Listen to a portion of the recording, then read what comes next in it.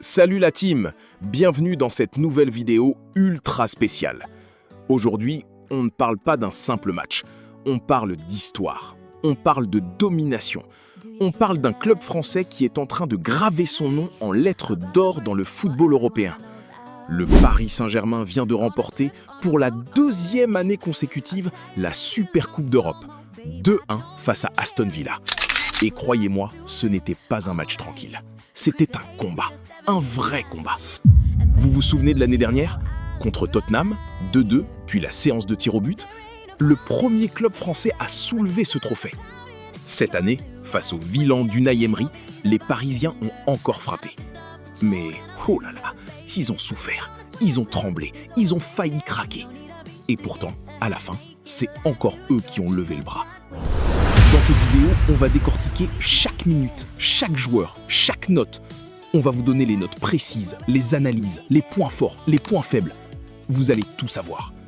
Alors installez-vous confortablement, mettez le son, activez les notifications si ce n'est pas déjà fait, et on plonge direct dans le vif du sujet. Le contexte d'abord. Ce mercredi soir, le PSG entamait officiellement sa saison 2026-2027.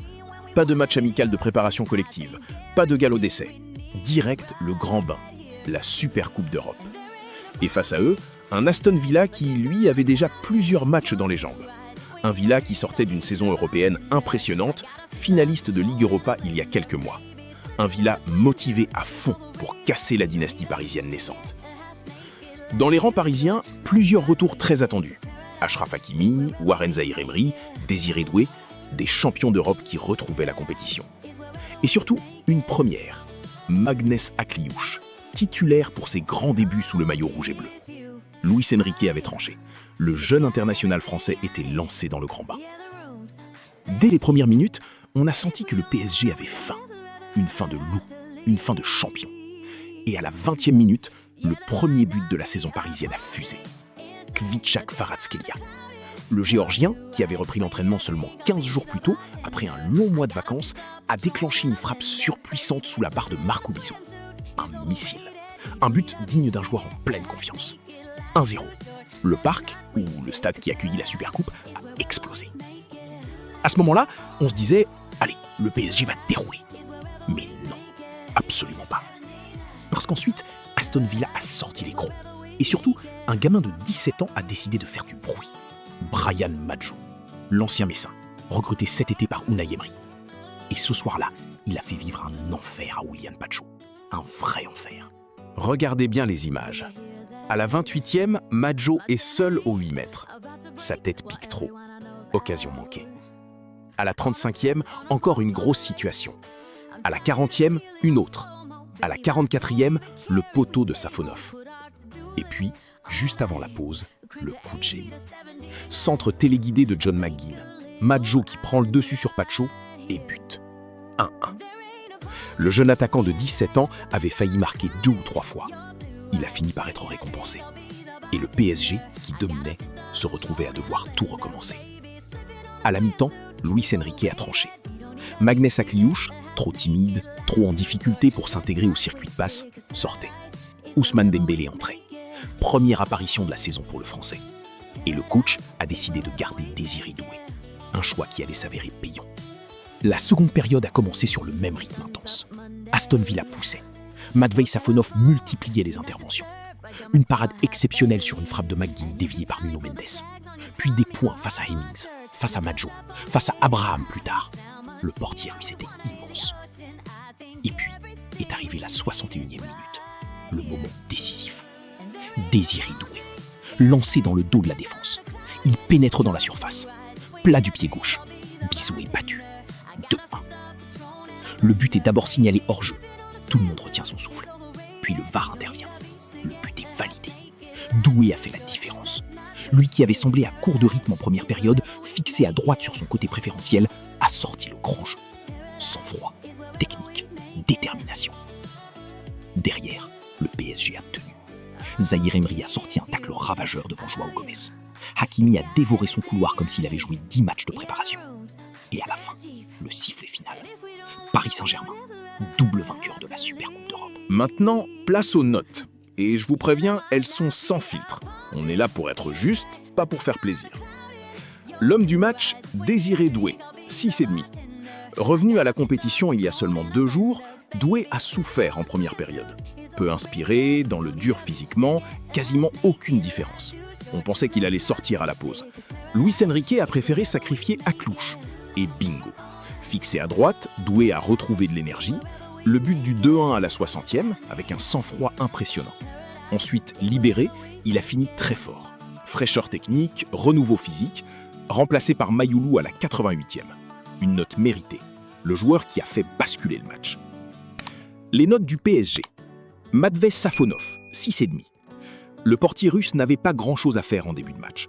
Puis, le PSG a commencé à subir. Et là, Safonov s'est révélé. Parade magnifique sur McGinn, intervention des points face à Hemmings, Maggio, Abraham.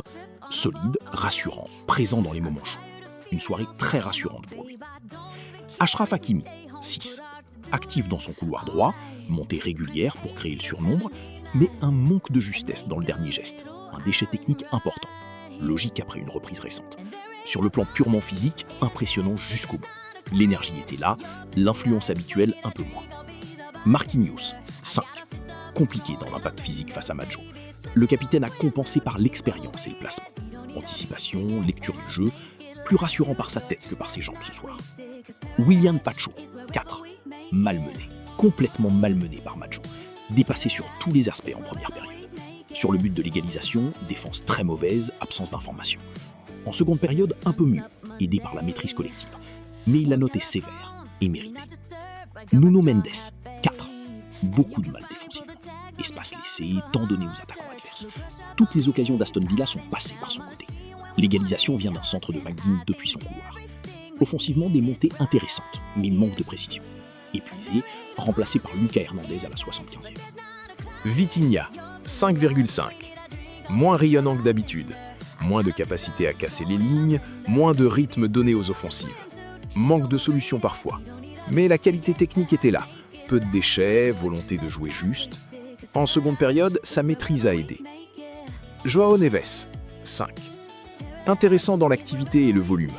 Travaille pour accompagner les possessions et récupérer rapidement. Précieux quand Villa a imposé son impact physique. Remplacé par Fabien Ruiz à la 75e. Warren Zaïre-Emery, 6. Précieux. Moins impactant avec le ballon, mais une débauche d'énergie monstrueuse. Tacle ravageur devant Joao Gomez à bout portant. Montée en puissance physique en fin de match. Le seul Parisien arrivé en début de semaine à avoir joué tout le match avec Hakimi. Impressionnant. Magnès Akliouche, 4. Première titularisation. Manque de jus physique, manque de maîtrise tactique du système Enrique. Peu trouvé, même s'il a eu des séquences intéressantes. Sortie à la mi-temps. Ousmane Dembélé, 6. Entrée à la mi-temps. Rôle de faux neuf parfaitement maîtrisé. Fluidité apportée au jeu, passeur décisif dans l'esprit. Déplacement précieux, capacité à décrocher pour libérer des espaces pour Doué. Manque de précision parfois, mais influence réelle sur le visage de l'équipe. Entrée convaincante. Désiré Doué, 6,5, déjà détaillé. Gvishak Kvaratskhelia, 6. Le plus en rythme au départ. But magnifique à la 20e, puis progressivement disparu des radars. Moins dangereux, mais effort constant sur son couloir. Remplacé par Beraldo à la 88e. Les notes d'Aston Villa. Marco Bizotte, 5. Première période paradoxale. Tranquille au début, puis arrêt exceptionnel sur Doué à la 19e. Impuissant sur le missile de Kvara 1 minute plus tard. Impuissant aussi sur le 2-1 de Doué. Solide sur certains moments, mais 2 buts encaissés. Yann Madsen, 5. Convaincant. Activité, personnalité face à l'armada parisienne. Beau slalom dès la 3e minute. Stop Doué. Soirée pleine d'engagement. Paul Torres, 4,5. Duel permanent avec Akliouche puis Dembélé. Attentif au changement de position.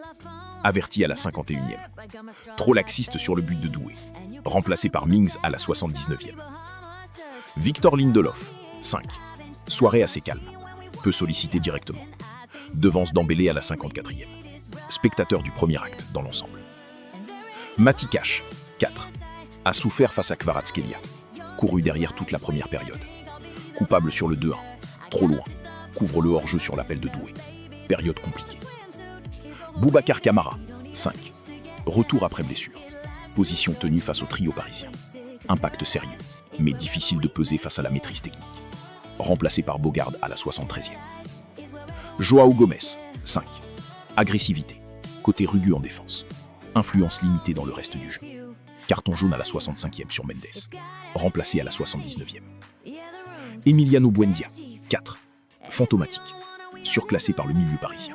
Disparu des radars face à Hakimi. Décevant pour un héros de la finale Europa. John McGinn, 6. Capitaine. Première période compliquée face à Mendes. Mais superbe centre pour le but de Maggio.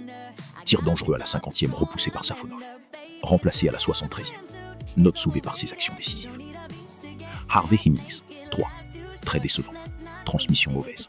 Occasion franche manquée à la 34e. Imprécis, sans impact. Passé à côté de son match. Brian Maggio, 6. La révélation. 17 ans. Première grande soirée. Difficile au début. Occasion manquée. Puis montée en puissance. But de l'égalisation. Caractère impressionnant.